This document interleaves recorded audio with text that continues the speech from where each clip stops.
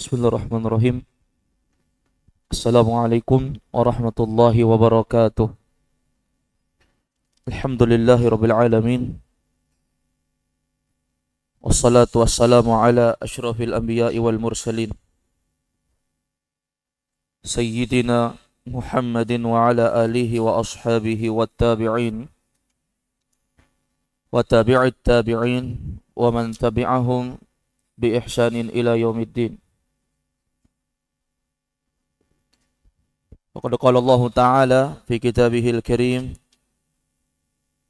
وهو أصدق القائلين أعوذ بالله السميع العليم من الشيطان الرجيم من حمزه ونفخه ونفثه يا أيها الذين آمنوا اتقوا الله حق تقاته ولا تموتن إلا وأنتم مسلمون. Ma'asyiral muslimin wal muslimat, al-ikhwah wal akhwat, a'azzakumullah. Melanjutkan pembahasan kita di dalam pembahasan Kitabut Taharah, Asy-Syaikh Abdurrahman ibn Nasir As-Sa'di rahimahullah, beliau mengatakan, qala an-nabiy sallallahu alaihi wasallam, buniyal islamu ala khamsin, syahadati an la ilaha illallah wa anna muhammadan rasulullah wa iqamis salati wa ita'iz zakati wa hajjil baiti wa sawmi ramadana muttafaqun alaih.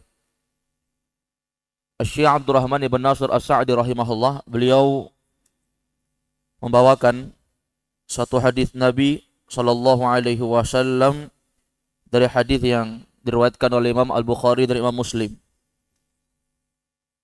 Dari hadis Abdullah bin Umar, sahabat Abdullah bin Umar, salah seorang sahabat yang paling banyak meriwayatkan hadis. Nabi SAW bersabda, kata Nabi SAW, buniyal islamu ala khamsin, bahwasanya agama Islam itu dibangun di atas 5 kaidah atau 5 pondasi. Oleh karena itu, yang akan disebutkan oleh Nabi ini adalah pondasi agama Islam. Apa saja itu? Syahadati an la ilaha illallah wa anna muhammadan rasulullah. Ini yang pertama. Bahwasanya Islam itu pondasinya atau kaidahnya adalah syahadati an la ilaha illallah wa anna muhammadan rasulullah. Yaitu persaksian bahwa tidak ada sesembahan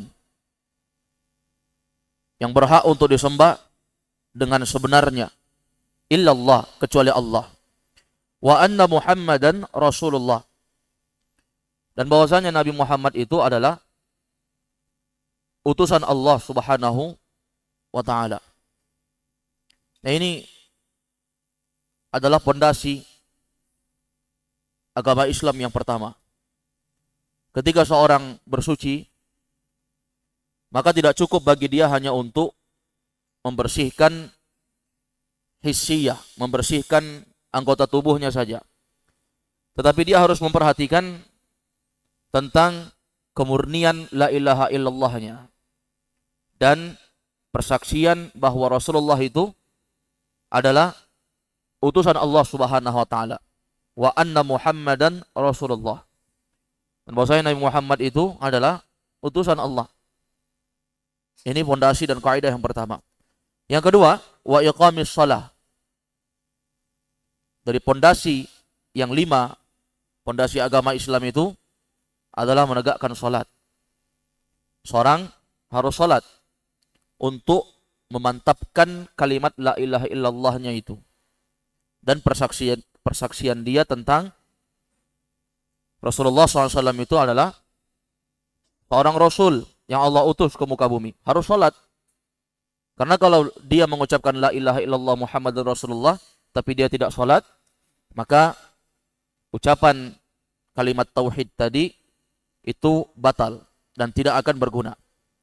Wa ita'iz zakah, yang ketiga yaitu menunaikan zakat. Yang keempat, wa hajjil bait, berhaji ke rumah Allah Azza wa Jalla. Seorang itu melaksanakan ibadah haji. Dan haji ini merupakan salah satu kewajiban dari kewajiban-kewajiban yang Allah wajibkan kepada seorang muslim. Hanya saja terkait dengan amalan haji, Allah Subhanahu wa taala mewajibkan dan mengikatnya dengan kemampuan. Makanya ketika kalimat haji, Rasulullah SAW menyebutkan man istata'a ilaihi sabila, bagi orang-orang yang mereka mampu untuk berjalan. Maksudnya berjalan, baik itu perjalanan dengan fisik yang kuat atau kemampuan perjalanan dengan mencari harta untuk berangkat pergi haji. Wa shaumi Ramadan, dan yang terakhir yang kelima yaitu berpuasa di bulan Ramadan. Ini kaidah pondasi agama Islam. Kemudian Syekh Abdurrahman bin Nasir As-Sa'di rahimahullah mengatakan, "Fasyahadatu an la ilaha illallah." Adapun syahadat bahwa tidak ada sesembahan yang berhak untuk disembah dengan sebenarnya illallah, kecuali Allah, itu adalah ilmul abdi wa'tiqaduhu waltizamuhu annahu la yastahiqqul uluhiyah wal ubudiyah illallahu wahdahu la syarikalah. Kata Syekh di sini, adapun makna syahadat asyhadu an la ilaha illallah, yaitu apa? Ilmul abdi. Seorang hamba itu harus mengetahui. Jadi ketika dia mengucapkan kalimat asyhadu an la ilaha illallah, dia harus mengetahui tidak ada sesembahan yang berhak untuk disembah dengan sebenarnya kecuali Allah. Dia harus mengetahui siapa itu Allah yang dia sembah, siapa itu Rabb yang dia ibadahi. Kemudian wa'tiqaduhu, keyakinan. Dia harus meyakini bahwa Allah Azza wa Jalla adalah satu-satunya Rabb untuk disembah. Ya, ini bertolak belakang dengan sebagian pemahaman orang-orang yang mereka tidak yakin tentang Allah Azza wa Jalla. Bahkan mereka masih bertanya tentang keberadaan Allah. Mereka masih bertanya tentang wujud Allah. Apakah seluruh yang Allah janjikan itu benar? Waltizamuhu annahu la yastahiqqul uluhiyah. Dan demikian pula, bahwa seorang yang mengucapkan asyhadu an la ilaha illallah, dia harus memiliki iltizam. Harus memiliki iltizam, yaitu menjalankan konsekuensi dari kalimat la ilaha illallah itu. Apa konsekuensi kalimat la ilaha illallah? Annahu la yastahiqqul uluhiyah wal ubudiyah illallah wahdahu la syarikalah. Itu konsekuensinya bahwa tidak ada yang berhak untuk disembah, untuk diibadahi kecuali Allah Subhanahu wa taala saja, la syarikalah, tidak ada sekutu untuknya. Baik, ini ma'asyiral muslimin a'azzakumullah. Fayujibu dzalika 'alal 'abdi ikhlasa jami'id dini lillahi ta'ala. Maka dari kalimat ucapan seorang hamba mengucapkan asyhadu an la ilaha illallah ini, maka di situ terdapat faedah kepada kita, kata Syekh, bahwasanya diwajibkan untuk seorang hamba itu ikhlasa jami'id dini lillahi ta'ala, untuk mengikhlaskan seluruh agama ini lillah, untuk Allah ta'ala, Allah maha tinggi. Nah, ini wajib untuk mengikhlaskan. Artinya kalau kita mengucapkan asyhadu an la ilaha illallah, bahwasanya aku bersaksi tidak ada sesembahan yang berhak disembah kecuali Allah Azza wa Jal, maka di situ kita harus mengikhlaskan, memurnikan ibadah hanya untuk Allah. Karena ikhlas itu secara bahasa maknanya adalah at-tasfiyah, ya, membersihkan. Kemudian Syekh menyebutkan wa antakuna ibadatuhu adh-dhahiratu wal batinatu kulluha lillahi wahdah. Dan ini juga mewajibkan bahwasanya ibadah yang dilakukan seorang hamba itu, baik ibadah yang tampak ataupun ibadah yang batin, ibadah yang tidak tampak, yang tersembunyi, kulluha lillah, semuanya itu untuk Allah Subhanahu wa taala. Baik, ibadah itu jenisnya ada yang nampak, ada yang tersembunyi. Ada yang berupa ucapan, ada yang berupa perbuatan. Yang tampak ya, yang kita lihat. Yang tersembunyi berupa keyakinan di dalam hati masing-masing. Kadang ada jenis ibadah itu, para ulama mengatakan kita melihat saudara kita itu seakan-akan dialah yang paling bagus ibadahnya. Paling rajin datang sholat, sebelum adzan sudah tiba di masjid, sudah berwudu dari rumahnya, memakai pakaian yang terbaik, memakai wangi-wangian, melangkahkan kaki dengan sebanyak-banyaknya ke masjid. Sehingga kita melihat orang ini adalah orang yang terbaik. Nah, inilah orang yang luar biasa pahalanya di sisi Allah. Tapi kita tidak tahu keyakinan yang ada dalam hati dia. Karena ibadah zahir, terkadang zahirnya untuk Allah, tapi kadang ada ibadah yang batinnya itu untuk mengharapkan pujian manusia. Makanya ikhlas itu al-ibadatu lillahi wahdahu bighairi riya'in wala sum'ah.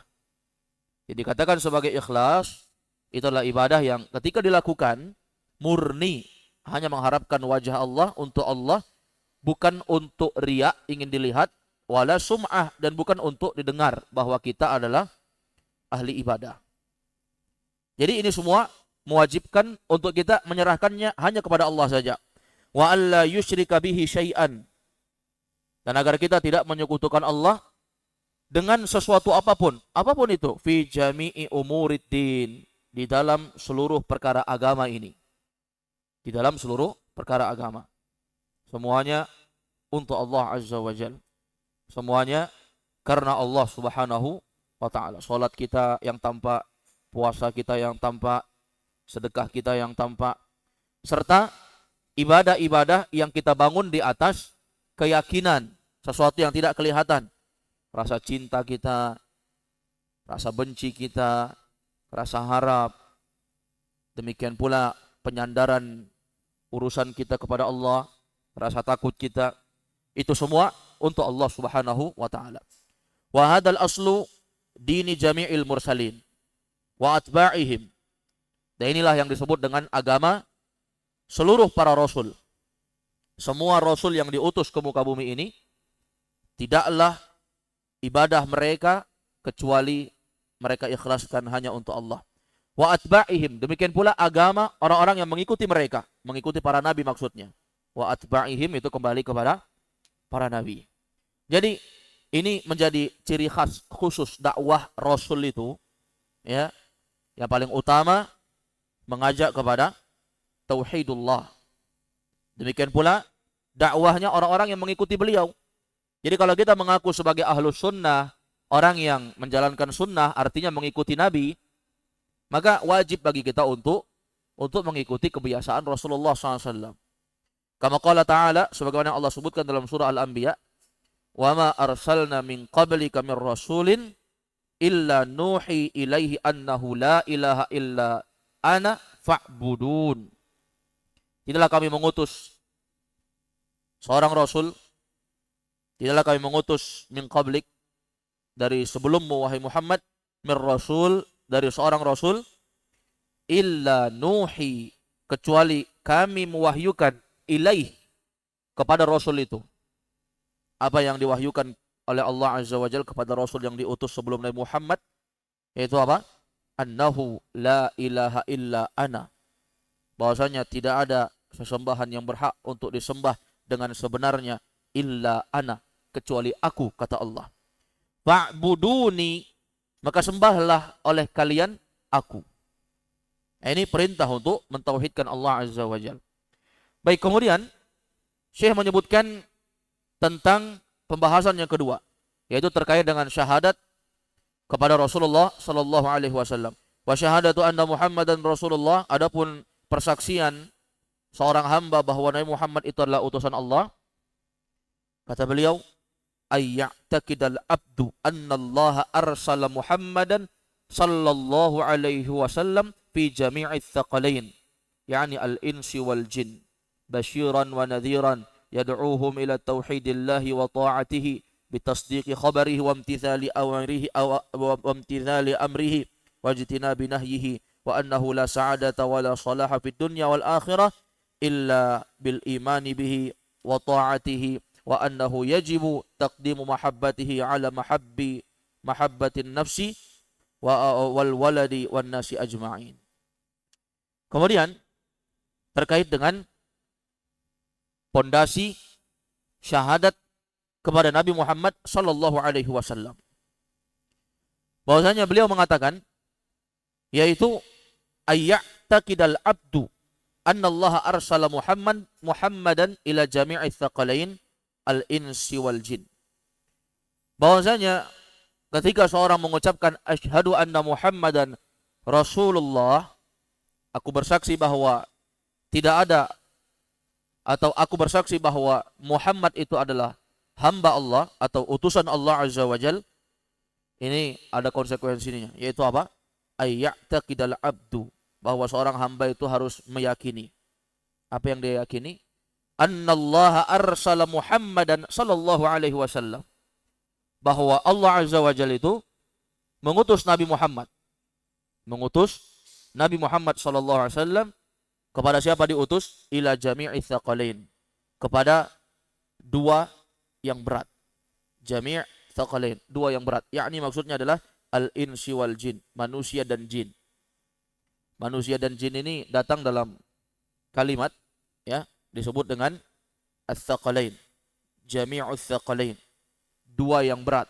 Karena manusia dan jin ini adalah makhluk Allah Azza wa Jal yang dibebankan beban berat untuk mereka melakukan ibadah. Jadi yang ibadah itu bukan cuma manusia, tapi yang diperintahkan ibadah itu juga para jin. Bukan hanya manusia yang diperintah untuk menyerahkan diri kepada Allah menjadi seorang muslim, tapi para jin juga diperintahkan untuk menyerahkan diri kepada Allah dan untuk melakukan ibadah kepada Allah. Kalau manusia kafir, mereka akan diiqab di hari kiamat. Demikian pula para jin, kalau mereka kafir, murka kepada Allah Azza wa Jal, kufur, mereka juga akan diiqab oleh Allah Azza wa Jal. Jadi Rasulullah itu diutus untuk manusia dan jin. Makanya Rasulullah itu bukan hanya dakwah kepada manusia. Rasulullah juga dakwah kepada para jin. Dan ketika seorang hamba itu belajar mengangkat kebodohan pada dirinya, maka manusia diwajibkan untuk itu, demikian pula jin. Mereka wajib untuk mempelajari ilmu agama, mereka wajib untuk mengangkat kebodohan pada diri mereka, mereka wajib untuk mendakwahkan Islam kepada golongan-golongan mereka. Nah, itu kewajiban sebagai seorang muslim untuk menyebarkan agama Allah Azza wa Jalla, untuk mendakwahkan apa yang diajarkan oleh Nabi sallallahu alaihi wasallam. Basyiran wa nadhira. Nah, kita harus meyakini bahwa Rasulullah SAW itu adalah seorang rasul yang basyiran. Basyiran, pemberi kabar gembira. Nadhiran, pemberi peringatan. Nah, ini dua sifat, ya, ciri khas Nabi SAW yang mesti kita contoh. Jadilah seorang basyiran yang suka memberi kabar gembira. Jangan kalau datang selalu memberikan kabar buruk.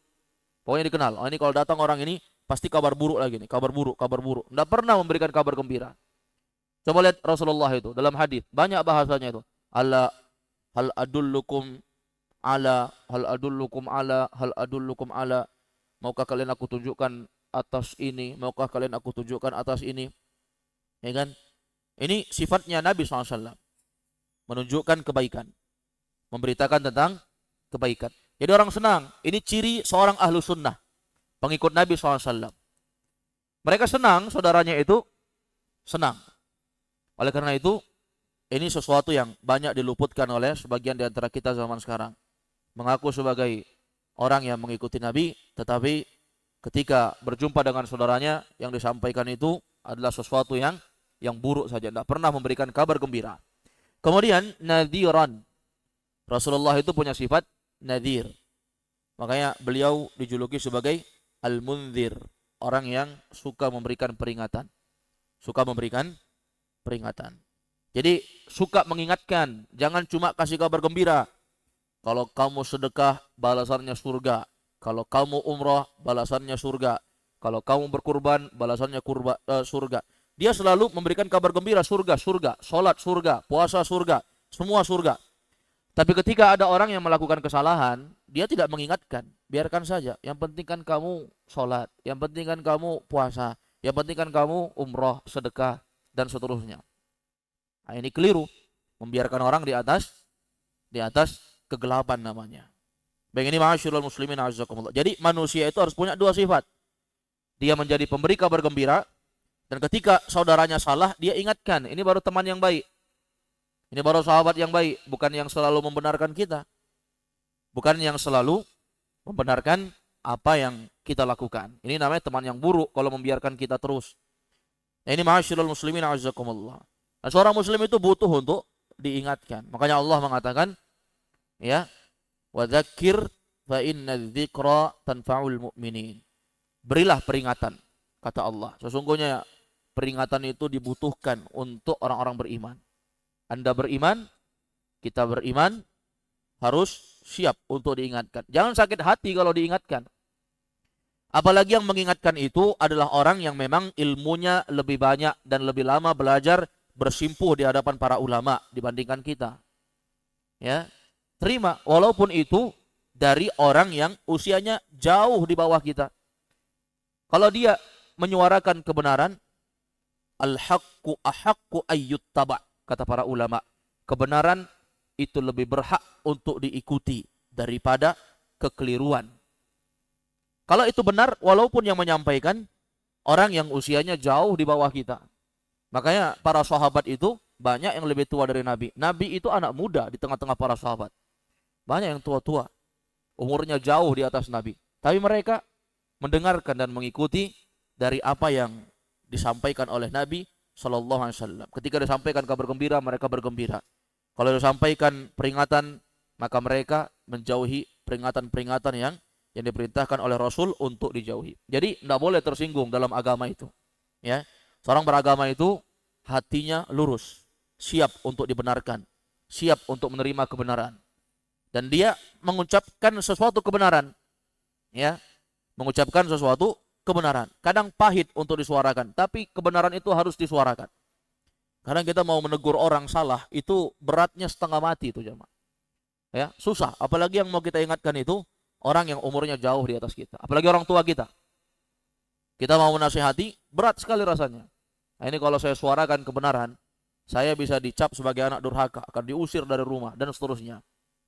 Maka ma'asyiral muslimin, kata ulama, qul haq wa in kana murran.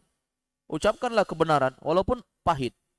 Jadi kita harus punya sifat basyir, suka kasih kabar gembira, dan punya sifat nadhir. Ah, ini bagus nih.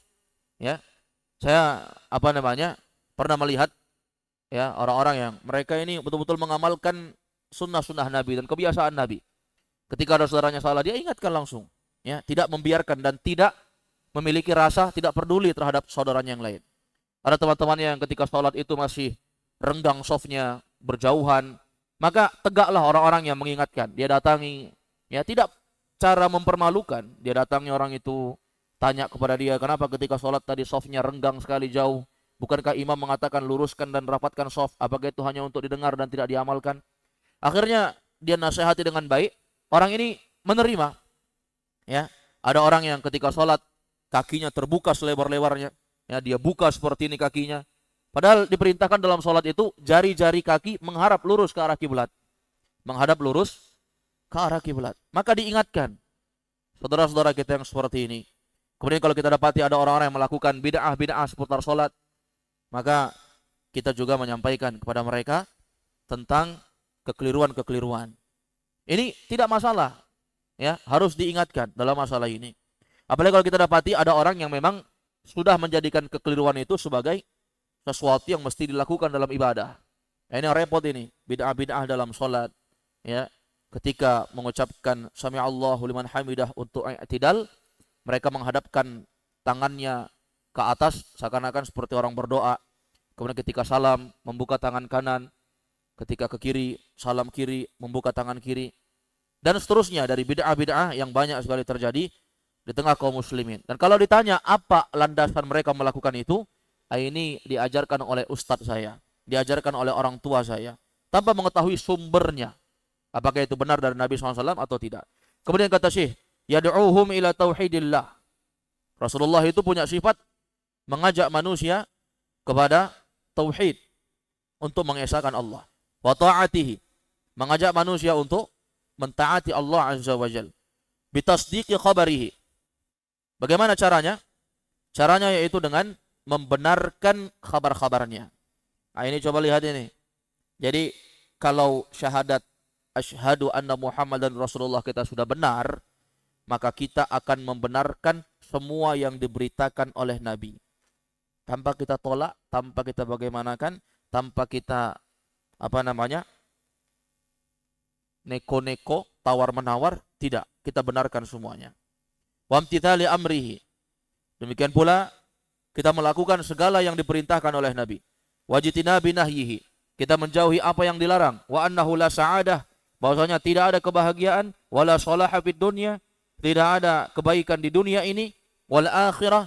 Demikian pula di akhirat. Illa bil imani bihi. Kecuali harus mengimani Rasulullah itu sebagai Rasul. Ya, coba lihat. Ini benar sekali nih jamaah. La sa'adah. Tidak ada kebahagiaan. Wala salaha fid dunya wal akhirah. Tidak ada keberuntungan di dunia dan di akhirat illa bil imani bihi, kecuali harus mengimani Rasulullah. Makanya orang-orang yang mereka berpemahaman ingkarus sunnah, mengingkari sunnah Nabi, mereka tidak percaya Rasulullah itu sebagai Rasul, hidupnya celaka. Maka Nabi SAW telah menyampaikan, taraktukum alal bayda, kata Nabi. Sungguh aku telah meninggalkan kalian di atas cahaya yang sangat putih, kata Nabi. Ya, cahaya yang sangat putih. Lailuha kanahariha. Malam harinya itu seperti siang harinya. Itu saking terangnya cahaya itu. Malam-malam seperti siang. La yazighu anha illa halik. Tidak ada yang menyelisihi dari apa yang dibawa oleh Nabi kecuali pasti binasa. Pasti binasa. Tidak bahagia hidupnya. Tidak bahagia hidupnya. Sesak dadanya. Ya. Kemudian kata beliau, wa ta'atihi, dan mentaatinya. Wa annahu yajibu taqdimu mahabbatihi ala mahabbatin nafsi. Dan bahwasanya wajib bagi seorang hamba yang mengakui Rasulullah itu sebagai utusan Allah, sebagai Rasul yang Allah utus untuk menerangkan agama Islam yang Allah turunkan, wajib bagi mereka untuk mengkedepankan kecintaan mereka dibandingkan kecintaan mereka terhadap diri mereka sendiri. Jadi wajib kita dahulukan kecintaan kepada Nabi daripada diri kita sendiri. Maka antum dengar ya kisah-kisah peperangan sahabat itu, bagaimana para sahabat itu mereka mengorbankan nyawa untuk Nabi. Itu baru kecintaan yang hakiki. Kecintaan yang hakiki. Kalaulah banyak kita lihat orang-orang yang belajar agama Islam, mereka rela mati demi gurunya, maka di zaman Nabi itulah yang diamalkan oleh para sahabat. Mereka rela untuk meninggal dunia, mempertaruhkan nyawanya untuk keselamatan Nabi. Nah, ketika peperangan itu ketapel, panah, ya, senjata-senjata dihantamkan ke Nabi, para sahabat menangkis dengan badannya. Ada yang melindungi Nabi putus tangannya, melindungi Nabi putus kakinya, ya, melindungi Nabi meninggal dunia. Itu biasa kita lihat. Baca buku-buku sirah itu, bagaimana perjuangan para sahabat itu. Nah, ini wajib hukumnya seperti ini. Zaman sekarang kita jangankan mau mengorbankan diri untuk Rasulullah, menjalankan sunnah saja kita malu, ya.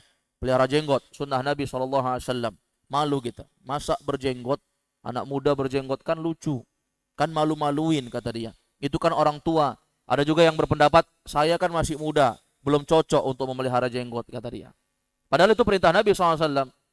Sebagiannya lagi bukan malu mengamalkan, justru mencela sunnah Nabi. Dan mengaku paling cinta sama Nabi. Ini kan lucu namanya. Ya. Kalau ditanya kamu cinta Nabi? Cinta. Setiap tahun mengadakan maulid. Setiap tahun memperingatkan dari hari lahirnya Nabi SAW.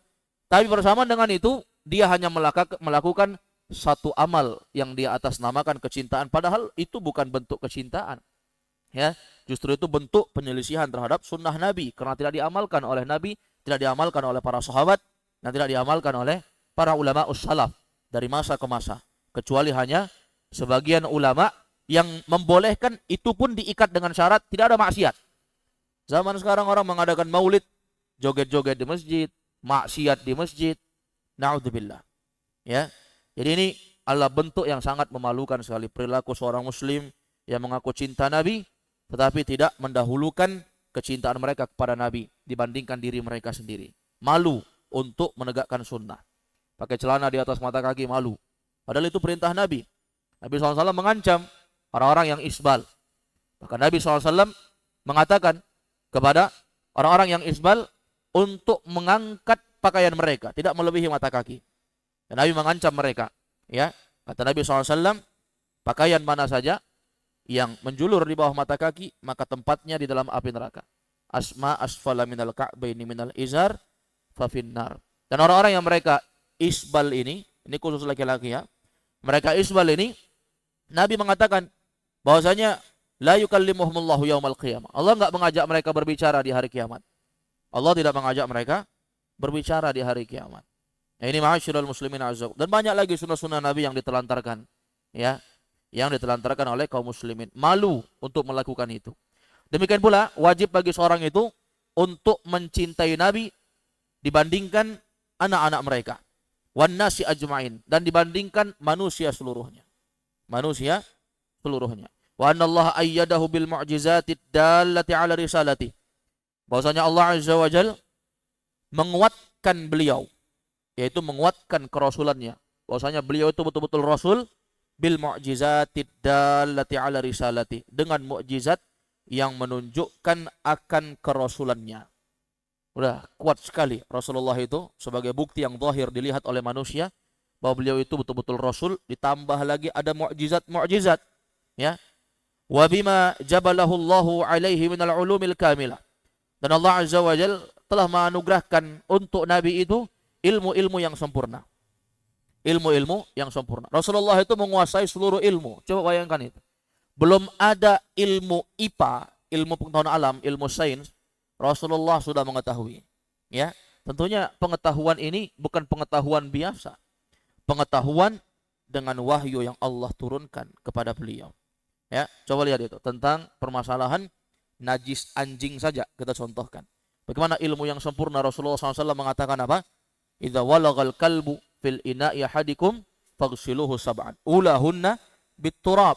Kata Nabi SAW di dalam hadis, apabila anjing menjilat bejana salah seorang di antara kalian, maka hendaknya dia mencuci 7 kali.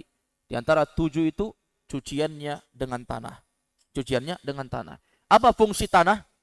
Ya, ini dibahas oleh ulama-ulama zaman sekarang, orang-orang pakar sains zaman sekarang meneliti dari hadis Nabi. Kenapa pakai tanah? Ternyata di dalam tanah itu ada beberapa zat-zatnya yang bisa mematikan dari kuman-kuman, virus-virus al-fattakah, virus-virus yang mematikan. Ya, sehingga tanah itu mematikan virus-virus yang mematikan itu. Beda halnya dengan sabun. Sabun itu ada zat-zat yang membunuh bakteri, tetapi tidak sebagaimana tanah. Coba bayangkan itu. Itu penelitian dari siapa? Dari Nabi SAW. Baru diteliti oleh ulama-ulama zaman sekarang. Baru diteliti oleh para ahli, profesor-profesor zaman sekarang. Dan ribuan tahun yang lalu Nabi sudah mengetahui itu. Nabi sudah mengetahui itu. Kenapa tinja manusia najis ketika terkena dicuci 1 kali, hilang ain zat najisnya, dicuci 1 kali, suci. Kenapa anjing sampai 7 kali? Menunjukkan itu adalah sesuatu yang betul-betul sangat berbahaya. Sangat berbahaya. Ini ma'asyiral muslimin a'azzakumullah. Jadi itu adalah bukti, ya, keilmuan beliau yang sempurna. Belum lagi ilmu-ilmu agama. Walaupun Rasulullah ini, ya, beliau pengetahuan tentang ilmu dunianya lebih banyak para sahabat yang mengetahui. Makanya sempat Nabi mengatakan, antum a'lamu bi umuri dunyakum.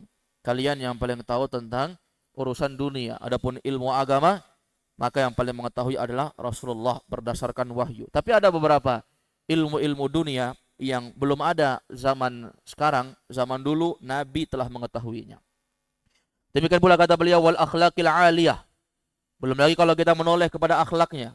Akhlak yang sangat luar biasa. Wa bimastamala alaihi dinuhu minal huda wal rahmah wal haqqi wal masalihid diniyah wad dunyawiyah. Belum lagi kalau kita lihat bahwasanya akhlak Nabi SAW itu mencakup, ya, alaih terhadap Nabi dinuhu, terkait dengan agamanya, minal huda dari petunjuk, wal rahmah dari rahmat kasih sayang beliau, wal haq kebenaran yang senantiasa ada pada diri beliau, wal masalihid diniyah kebaikan-kebaikan agama, wad dunyawiyah dan kebaikan-kebaikan dunia. Jadi dalam diri Rasulullah itu ada maslahat-maslahat agama, ada maslahat-maslahat duniawi, ya.